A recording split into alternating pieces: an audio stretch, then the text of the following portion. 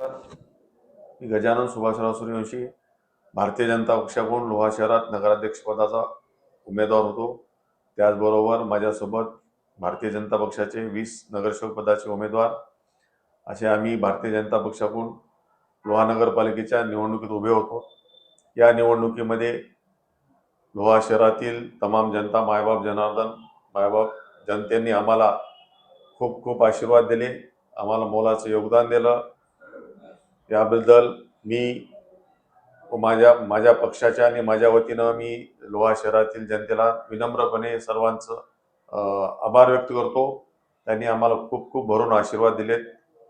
यापुढे आम्ही आपल्या सेवेत कायम, मी आणि भारतीय जनता पक्ष आपल्या कायम सोबत राहणार आहेत, आपल्या सेवेमध्ये सतत राहणार आहेत. तसेच या निवडणुकीमध्ये मला उमेदवारी व माझ्यासोबत भारतीय जनता पक्षाचे 20 उमेदवारांना उमेदवारी पक्षाने दिली.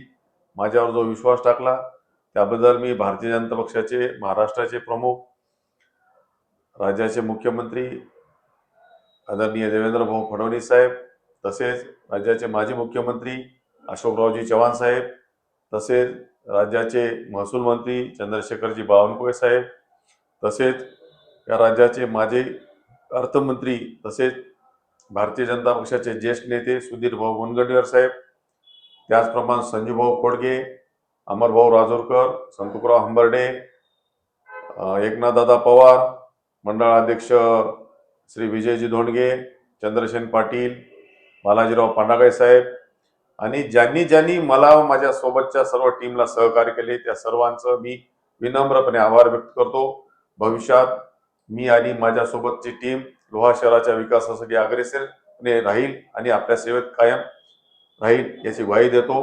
परत एकदा आपल्या सर्वांचं विनम्र आभार व्यक्त करून माझे 2 शब्द थांबवतो.